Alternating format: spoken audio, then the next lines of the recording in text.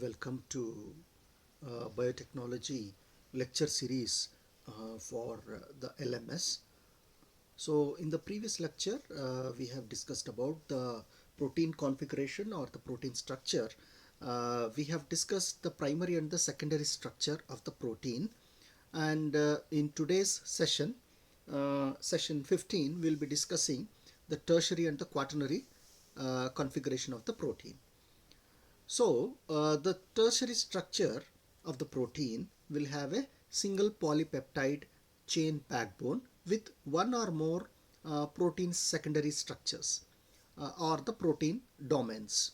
Amino acid side chains may interact and bond in a number of ways. The interactions and bonds of the side chains within a particular protein determine its tertiary structure. The protein tertiary structure is defined by atomic coordinates. These coordinates may refer either to a protein domain or to the entire tertiary structure. And tertiary structure is the large scale 3D conformation of the protein caused by numerous interactions between the side chains. So the tertiary structure is due to the interactions between the side chains. So we have to note this point. Alpha helices and beta sheets. Although computational methods are constantly improving X-ray crystallography, it is still the most reliable method of discovering the protein shape. So this is our primary structure. Uh, uh, this is our primary structure, and which is a linear chain of amino acids. And this is our alpha helix, which is due to the hydrogen bonding.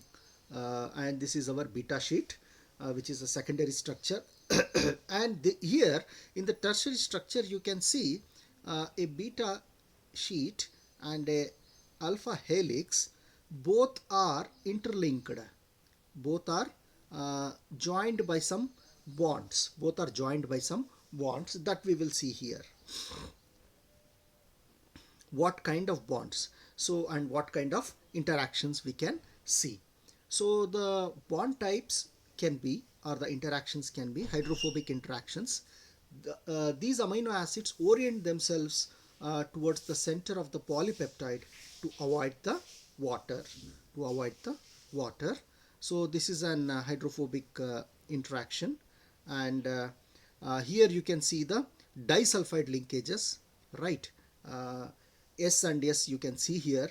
The amino acid cysteine forms a bond with another cysteine through its R group to form a disulfide, to get a disulfide bridge.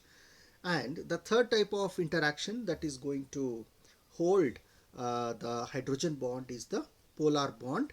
Hydrogen bond, which is a polar bond. You can see here hydrogen bond is formed between O and H, right? And the third kind of interaction is hydrophilic interaction.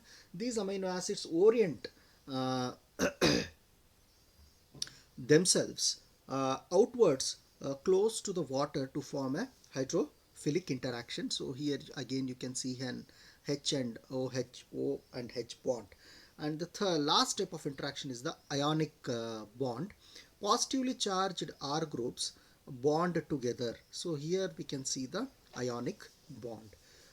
So again, this is the starting of the protein chain, which is an amino terminal, and here we have the carboxyl terminal, and the protein is twisting and coiling, and this coiling and twisting is stabilized by maintaining various types of bond to give the three-dimensional structure. The hydrophobic interactions, the disulfide linkages, the hydrogen bonds, the hydrophilic interactions, and the ionic bonds to stabilize these structures. So this is about the tertiary structure of the protein. So this is another way of representation of tertiary structure of protein, where again you can see this entire protein is looped out here, and this particular shape is being three-dimensional structure is being maintained by the disulfide bridge, an ionic interaction, a hydrogen bond, which is very clear here. You can see the hydrogen bond and the hydrophobic interaction you can see, the hydrophobic interaction here you can see. So now, so for your exam point of view, you can write either this structure or you can write the other structure, whichever is convenient for you, right? And now let us move on to the quaternary structure. So it is the number and arrangement of the multiple folded protein subunits in a multi-subunit complex. So here, so in primary, secondary and tertiary, we had a single polypeptide and here we are having single protein. Now we are having here multiple folded protein subunits we are having, and it includes organization from simple dimers to large oligomers and complexes with defined or variable number of subunits. And it can also refer to the bimolecular complex of proteins with nucleic acids and other factors, cofactors. Lastly, quaternary structure is the arrangement of several protein subunits in a complex. Like we have alpha 1, alpha 1, alpha 2, alpha, beta 1, like that. Uh, Example of complexes with quaternary structure include antibodies and hemoglobin. So hemoglobin is an best example to study the quaternary structure of the protein. So in a single line, multi subunits associate into defined structure, associate into a defined structure which is equal to a quaternary structure. So this is an example for quaternary structure. So here we are having the structure of quaternary structure of hemoglobin. It is a water soluble globular protein which is composed of two A polypeptide chains and two B polypeptide chains. So here you can see two polypeptide chains, and here you can see two B polypeptide chains. And an inorganic prosthetic ion group you have here, heme group. Its function is to carry oxygen around in the blood, and it is facilitated in doing so by the presence of the heme group, which contains Fe2 plus ion, onto which the oxygen molecule can bind and it can reach to the target cells. So this is the overall representation and comparison. I really found this picture very interesting. So it gives a summarization and a very good comparison of how alphabets to words to sentences and to paragraphs it is compared to the primary structure of the amino acid. It is just like how you have your alanine, glycine, lysine, all these are arranged to form a linear chain, that is called the primary structure.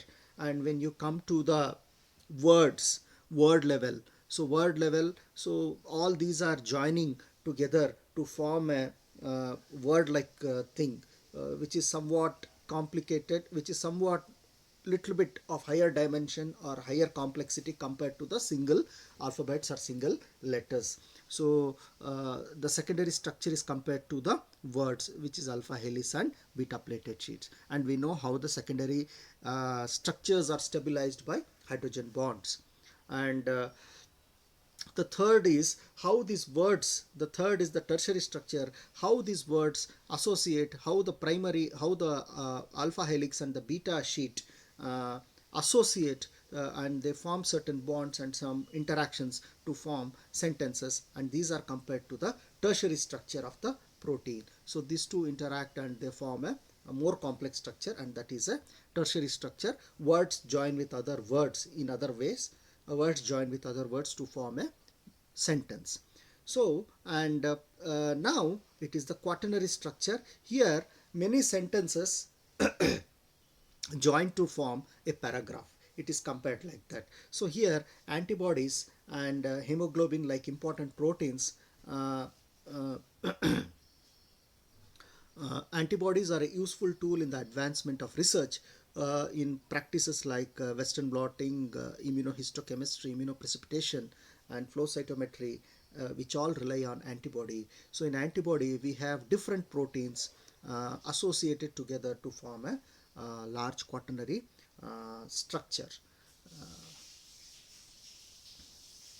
So protein denaturation and renaturation, which is a very important aspect. Uh, So how a native protein is being stabilized by uh, the bonds, and what actually happens in denaturation, that we will see. So when it is treated with alkali, so when you look at the structure of the protein here, it is being stabilized by certain bonds here and certain interactions which maintains the configuration of the protein.